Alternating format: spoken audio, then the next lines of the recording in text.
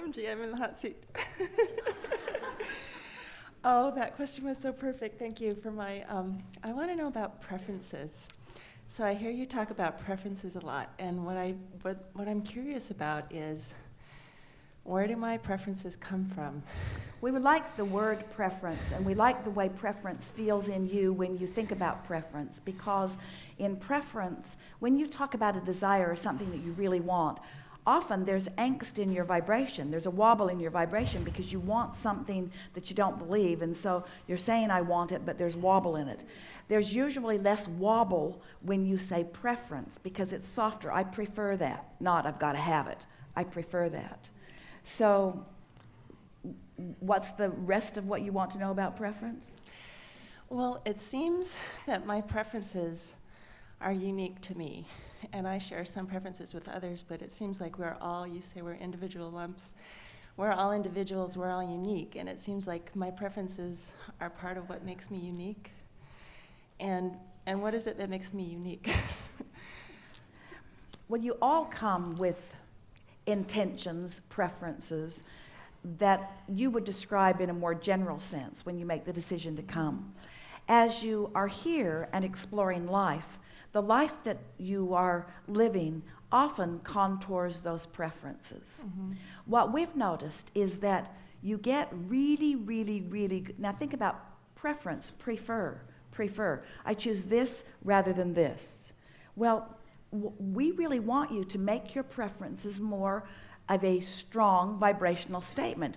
I prefer this, I expect this. Not, I prefer this, but I might get this. I prefer it is softer, but there's not as much focus in preference as there is decision. So your preferences are born part out of what you're living. They actually, this question falls nicely on the heels of what we just talked about, because we know what you want. We know who you are. We know what you've been asking for. We see the vibrational reality that you have created clearly, and we know exactly where you are in relationship to that. So when you are in one of those wobble-free zones where you're in a good mood, you are then more likely to feel a preference about something because we are shining only that singular light on what you want. In other words, we're not objective relative to the things you want. We are not weighing the pros and the cons, the pluses and the minuses. Once you have defined it as something that you want, we give our undivided attention to it, you see. And we think a preference in its purest, finest, most exhilarating, satisfying form is that, something that you give your undivided attention to. So, of course, you are unique in your preferences. You're unique because of the way life has touched you. You're unique in the way that you've been interacting with others. But we all do have similar root principles. We all know that we are good at that level that you want to call a deep level. We all feel worthiness. We know that we are creators. This is not just a preference. This is an absolute knowing, a state of being. It is something that is so entrenched within the very beingness that we all be, you see. Well, you have figured that out in varying degrees. And so sometimes the preferences that you allow for yourself are really sort of lightweight preferences. In other words, you don't prefer big time for yourself because you don't believe that you have the ability or the worthiness sometimes to be the receiver of those big preferences. So this is a very good response to your question, really accurate to the detail of your question. Most of you prefer to the level that you have practiced to allow yourself to receive. In other words, you're pretty good at preferring that to that and that to that, but Esther prefers a private jet. She prefers a private jet. We want her to think in terms of that. We want her to think in terms of the ease with which she can move about. You see. Well, so far she's just preferring first class to Southwest. And after the trip yesterday, she's really preferring first class to Southwest. She She prefers flights that actually fly when they say they're going to fly.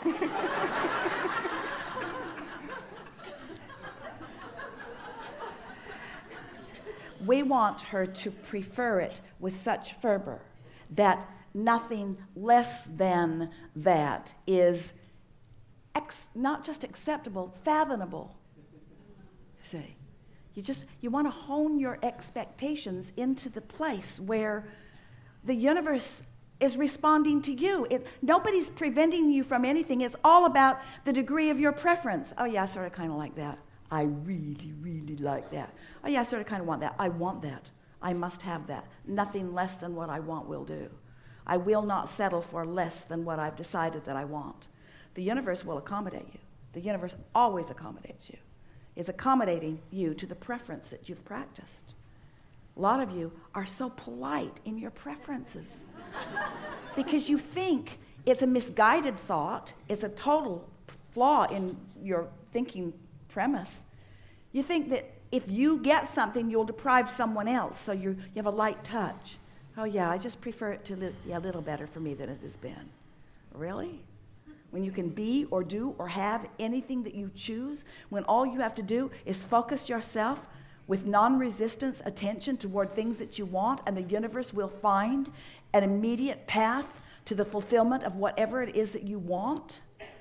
We think we'd goose up the preferencing thing if we were standing in your physical shoes. Yeah. Do I like to be rested or tired?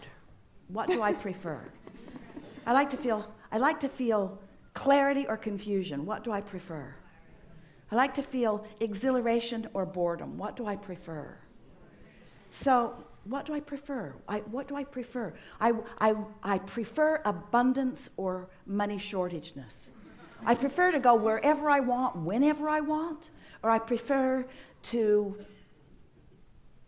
never get to go where I want to go. I prefer to feel appreciation for the abundance that this universe is showering down upon me, or I prefer to complain about not enough. In other words, it's endless, isn't it? So, does the word prefer soften it for you? Maybe.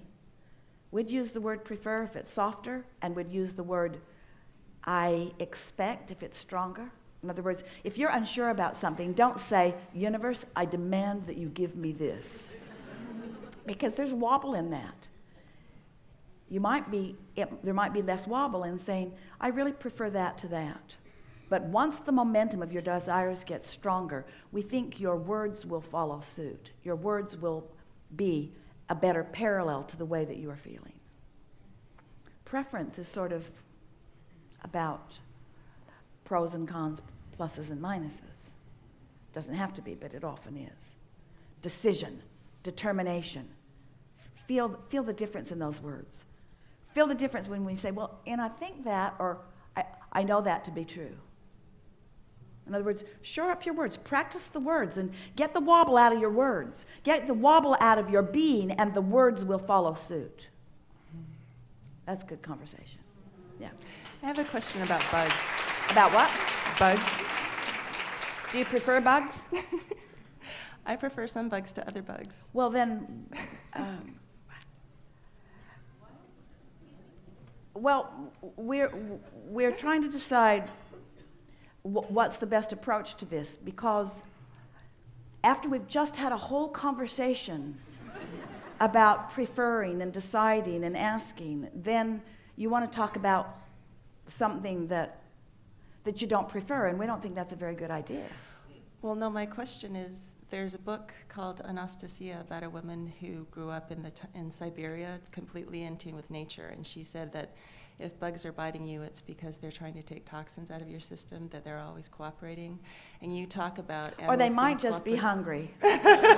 Really, really.